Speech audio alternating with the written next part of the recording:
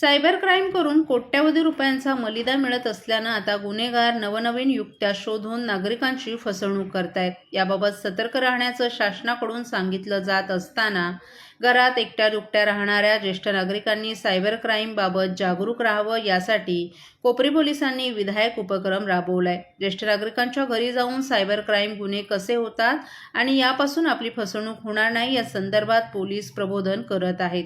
एकट्या दुकट्या ज्येष्ठ नागरिकांच्या घरात घुसून लुबाडण्याच्या घटना घडत असताना ज्येष्ठ नागरिकांना सायबर क्राईमच्या फसवणूक होण्याची शक्यता नाकारता येत नाही।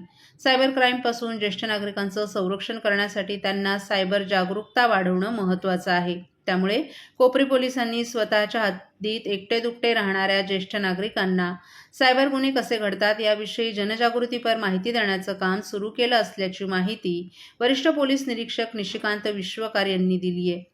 तरुणांप्रमाणे ज्येष्ठांना सोशल मीडियाची भुरळ पडली आहे। दिवसागणिक इंटरनेटवर नवनवीन माहिती उपलब्ध होते, त्यामुळे ही माहिती आत्मसात करण्याचा प्रयत्न काही ज्येष्ठ नागरिक उत्सुकतेपोटी करत असतात। मात्र ही उत्सुकता एखाद्या सायबर गुन्ह्याच्या पाशात अडकण्याची शक्यता असते। फसवणूक करणारे गुन्हेगार भावनिक डावपेच वापरतात, एखाद्या प्रिय व्यक्तीला धोका असल्याचं भासवणं आदींच्या माध्यमातून ज्येष्ठ नागरिकांना लुबाडण्याचाही धोका असतो।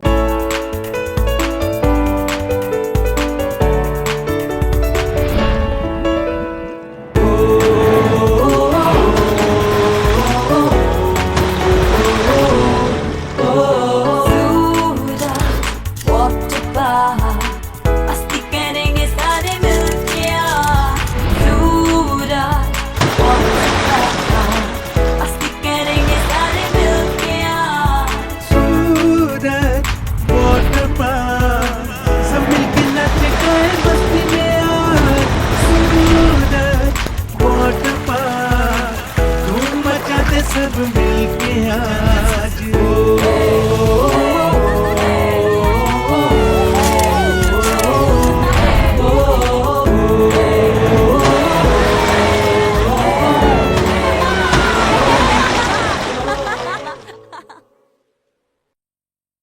आज सकाळी 8 वाजण्याच्या सुमारास ठाणे शिळफाटा मार्गावर रेहमानिया हॉस्पिटल आणि मारी हायस्कूल जवळ टाटा कंपनीचा ट्रक पलटी झाल्याची घटना घडली।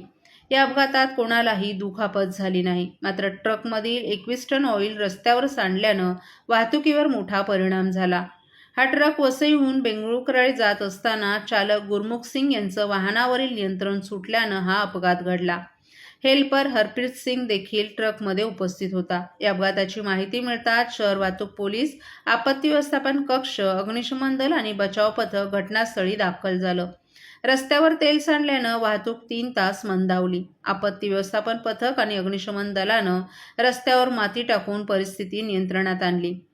सद्यस्थितीत वाहतूक सुरळीत झाली असून ट्रकमधील उरलेले बॅरल हटवण्याचं काम संबंधित मालक आणि कंपनीच्या मदतीनं करण्यात येणार आहे, तर पुढील कारवाई शहर वाहतूक पोलिसांनी सुरू केली आहे।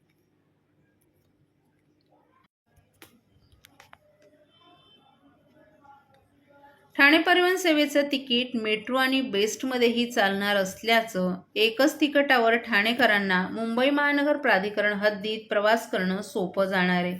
पुढील 1 ते 2 महिन्यात ही योजना सुरू होण्याची शक्यता आहे। ठाणे महापालिका आयुक्त सौरभ राव यांनी ही माहिती दिली आहे। ठाण्यातून दर दिवशी सुमारे 10 लाख प्रवासी प्रवास करतात। त्यांचा वेळ वाचवण्याच्या दृष्टीनं एकत्रित परिवहन व्यवस्था करण्यात येणार आहे। मुंबई महानगर प्राधिकरण हद्दीतील सार्वजनिक वाहतूक विविध प्राधिकरणामार्फत चालवली जाते। त्याकरिता प्रवाशाला प्रत्येक वेळी वेगळं तिकीट काढावं लागतं। त्यांचा वेळ वाचावा यासाठी मुंबई वनच्या धर्तीवर ही तिकीट योजना राबवली जाणार आहे। त्यासाठी एक ॲप तयार करण्यात आलं असून मोबाईलवर त्या तिकिटाची सोय केली जाणार आहे। या ॲपला मेट्रो, बेस्ट, नवी मुंबई परिवहन, ठाणे परिवहन, कल्याण डोंबिवली महापालिका परिवहन, मीरा भाईंदर आणि वसई विरार महापालिका परिवहन विभाग जोडले जाणार आहेत। प्रवासी ज्या संस्थेचा वापर करेल त्या तिकीट हिस्सा मिळणार असल्याचं आयुक्तांनी स्पष्ट केले। ठाणे परिवहनकडे बसची संख्या कमी असल्यानं त्याचा ताण वाहतूक व्यवस्थेवर पडतो। त्यामुळे नाईलाजानं ठाणेकर खासगी वाहन वापरतात असं देखील आयुक्त राव यांनी सांगितलं। याबाबत ठाणे परिवहनचे महाव्यवस्थापक बेहरे यांच्याशी संपर्क साधला असता एक ॲप असणार असून त्याचं एक कार्ड देखील प्रवाशांना मिळणार असल्याचं त्यांनी सांगितलं। त्याची तयारी देखील सुरू करण्यात आली असून या योजनेतील तिकिटांचा मोबदला थेट या योजनेकरिता काढण्यात आलेल्या बँक खात्यात जमा होणार आहे असंही त्यांनी स्पष्ट केले. या योजनेमुळे जास्तीत जास्त ठाणेकर सार्वजनिक वाहतूक व्यवस्थेचा वापर करतील असा देखील त्यांनी विश्वास व्यक्त केलाय. आगामी गणेशोत्सवाच्या पार्श्वभूमीवर ठाणे महानगरपालिकेनं विसर्जन प्रक्रियेत शिस्त आणि नियोजन आणण्यासाठी ऑनलाईन अपॉइंटमेंट प्रणाली लागू केली आहे. सार्वजनिक गणेशोत्सव मंडळांनी आपल्या गणेशमूर्तींच्या विसर्जनासाठी महापालिकेच्या अधिकृत संकेतस्थळावर जाऊन पूर्वनियोजित वेळ स्लॉट बुक करणं बंधनकारक असणार आहे. महापालिकेनं गर्दी नियंत्रणासाठी आणि विसर्जन प्रक्रियेत सुसूत्रता आणण्यासाठी हा निर्णय घेतलाय. गणेशमूर्ती विसर्जनाची वेळ नियोजित केल्यास वाहतूक कोंडी आणि अन्य तांत्रिक अडचणी टाळता येतील. याशिवाय पर्यावरणपूरक विसर्जनासाठी विशेष व्यवस्था करण्यात येणार आहे. कृत्रिम तलाव, विसर्जन तळ आणि पाण्याची शुद्धता राखण्यासाठी आवश्यक तंत्रज्ञान वापरण्यात येईल. पर्यावरणपूरक विसर्जनासाठी नागरिकांनी सहकार्य करावं. प्लास्टर ऑफ पॅरिसच्या मूर्तींऐवजी मातीच्या मूर्तींना प्राधान्य द्यावं असं आवाहन प्रशासनानं केलं आहे. नियमांचं उल्लंघन केल्यास संबंधितांवर कारवाई करण्यात येईल.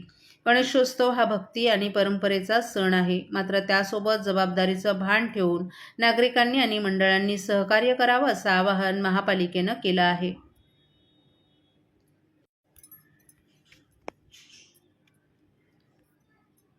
शिवसेना महिला आघाडीच्या वतीनं ठाण्यातील गोदूताई परुळेकर मैदानात हळदीकुंकू सोहळा दणक्यात पार पडला. शिवसेना पक्षप्रमुख उद्धव ठाकरे यांच्या पत्नी रश्मी ठाकरे यांच्या प्रमुख उपस्थितीत हजारो महिलांनी वाण लुटलं. यावेळी विविध क्षेत्रात उल्लेखनीय कामगिरी करणाऱ्या महिलांचा या कार्यक्रमात विशेष सत्कार करण्यात आला. तसंच लकी ड्रॉ काढून महिलांना आकर्षक बक्षीसही देण्यात आली. या सोहळ्याच्या निमित्तानं ठाण्याचं मैदान महिलांच्या गर्दीनं ओव्हरपॅक झालं होतं. रश्मी ठाकरे यांनी मोठ्या आस्थेनं महिलांशी संवाद साधून त्यांची विचारपूस केली. यावेळी शिवसेना नेते माजी खासदार राजन विचारे, महिला जिल्हा संघटक रेखा खोपकर, नीलम ढवण, रंजना शिंत्रे, माजी नगरसेविका नंदिनी विचारे, महिला उपजिल्हा संघटक महेश्वरी तरे, आकांक्षा राणे, संपदा पांचाळ, वासंती राऊत तसंच इतर महिला उपस्थित होत्या.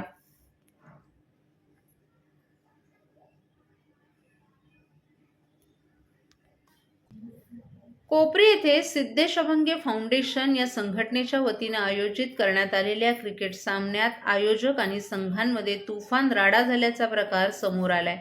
या प्रकरणी आयोजक सिद्धेश अभंगे याच्यासह इतर 6 ते 7 जणांविरोधात क्रिकेट संघातील खेळाडूंनी तक्रार दाखल केली आहे. सिद्धेश अभंगे यांच्या समाज माध्यमांवरील खात्यावर तो शिवसेनेच्या शिंदे गट युवा सेनेचा पदाधिकारी असल्याचं नमूद आहे.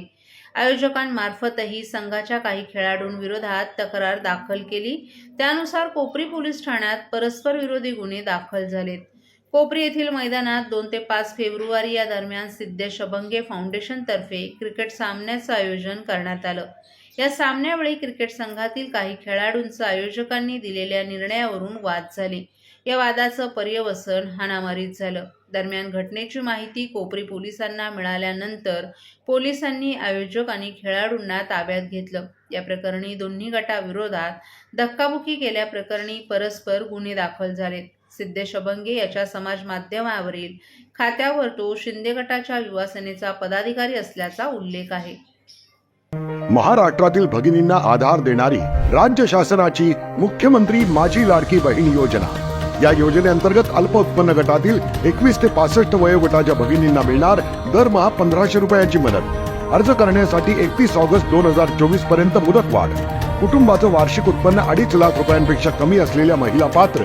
कुटुंबाकडे पिवळं किंवा केशरी रेशन कार्ड असल्यास उत्पन्नाचा दाखला आवश्यक नाही. पांढरं रेशन कार्ड असेल किंवा रेशन कार्ड नसेल तर कुटुंबाचं वार्षिक उत्पन्न 2.5 लाखांपेक्षा कमी असल्याचा दाखला आवश्यक. योजनेसाठीचा ऑनलाईन अर्ज नारी शक्ती दूत ऍप वरून किंवा पोर्टलवर भरता येईल. ज्या भगिनींना ऑनलाईन अर्ज भरता येत नसेल त्यांच्यासाठी अंगणवाडी, ग्रामपंचायत, वॉर्ड ऑफिस, सेतू सुविधा केंद्रामध्ये किंवा आशाताई बचत गटाच्या CRP यांची मदत उपलब्ध. आता आपल्याला अभिमानानं म्हणता येईल, सुखी आणि सुरक्षित आहे माझी लाडकी बहीण.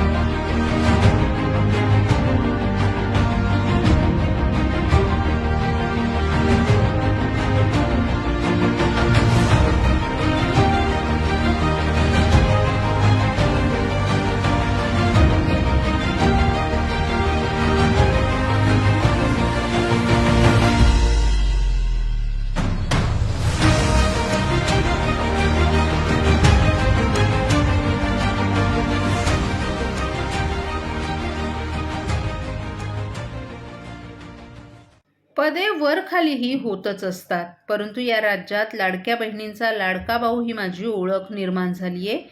ही ओळख आणि पद हे मुख्यमंत्री उपमुख्यमंत्री पदापेक्षा मोठं आहे, असं विधान उपमुख्यमंत्री एकनाथ शिंदे यांनी केले. ठाण्यात सोमवारी रात्री एका कार्यक्रमासाठी उपमुख्यमंत्री एकनाथ शिंदे उपस्थित होते. त्यावेळी त्यांनी उपस्थित महिलांशीही संवाद साधला. आपली लाडकी बहीण योजना यशस्वी झाली. विधानसभा निवडणुकीत विरोधकांचे डिपॉझिट जप्त झाले आणि महायुतीचं सरकार बहुमतानं निवडून आलं. आमच्या लाडक्या बहिणींची योजना कधीही बंद होऊ देणार नाही, असंही शिंदे यांनी सांगितलं. पंतप्रधान नरेंद्र मोदी यांचं सहकार्य मिळत आहे. केंद्रीय अर्थसंकल्प राज्यासाठी फायद्याचा आहे. हा अर्थसंकल्प विकसित भारताकडे वाटचाल करणारा आहे. 2.5 वर्षांपूर्वी आपण मुख्यमंत्री म्हणून काम केलं. त्यावेळी आपण मुख्यमंत्री म्हणजे कॉमन मॅन असं म्हणायचो. सर्वसामान्यांचा मुख्यमंत्री म्हणून आपण काम केलं. आता आपण DCMA आहोत. DCMA म्हणजेच डेडिकेटेड टू कॉमन मॅन. सर्वसामान्य माणसाला समर्पित असं आपण समजतो, असंही शिंदे यांनी सांगितलं. तर यापुढे आणखीन काम करायचं आहे. आमच्या विजयात लाडक्या बहिणींचा वाटा महत्त्वाचा आहे. आपण 5व्यांदा निवडणुकीत उभं होतो. या निवडणुकीत आपल्याला 1.25 लाख मतांच्या मताधिक्याने निवडून आणलं. या निवडणुकीत मिळालेल्या मतदानाच्या 85% मतदान या लाडक्या भावाला मिळाली. पदं येता जातात, पदं वर खाली होतात, परंतु या राज्यात लाडक्या बहिणींचा लाडका भाऊ ही ओळख आपली निर्माण झाली आहे. ही ओळख आणि पद हे मुख्यमंत्री उपमुख्यमंत्री पदापेक्षा मोठं आहे असं आपण मानतो, अशी भावना शिंदे यांनी यावेळी व्यक्त केली. क्लस्टर योजना ही महाराष्ट्रात आणली आहे. या माध्यमातून सर्वांना घरं देणारा हा प्रकल्प आहे. आपल्याकडे आता नगरविकास आणि गृहनिर्माण आहे. त्यामुळे आता कोणताही अडथळा यात निर्माण होणार नसल्याचंही शिंदे यांनी सांगितलं.